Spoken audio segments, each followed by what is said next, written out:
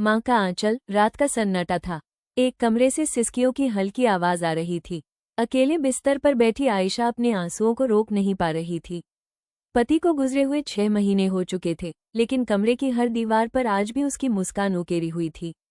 कभी पर्दे की हल्की हलचल देखकर लगता जैसे वो अभी दरवाजे से अंदर आएगा, कभी खिड़की से आसमान की ओर देखकर दिल चाहता कि वो आकर कहे, डरो मत, मैं हूं ना। लेकिन सच्चाई कड़वी थी। आयशा के सामने उसका 4 साल का बेटा अली बैठा था। अपनी मासूम आंखों से मां को देख रहा था। वो अब तक ये समझ भी नहीं पाया था कि उसके पिता हमेशा के लिए चले गए हैं।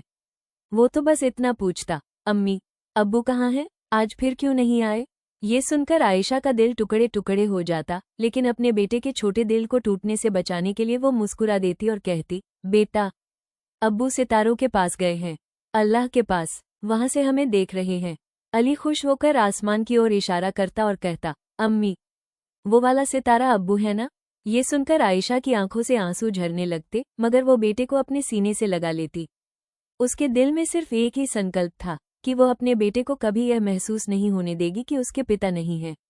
और वो लम्हा, जब बेटे ने माँ के आंचल में मुंह छुपाकर कहा, अम्मी, आप रोइए मत, अगर आप रोएंगी तो अब्बू भी सितारे से रो पड़ेंगे। वो जुमला सुनकर आयशा के भीतर की सारी टूटन जैसे थम गई। उसे महसूस हुआ कि सचमुच माँ का आंचल ही सबसे बड़ी ताकत है।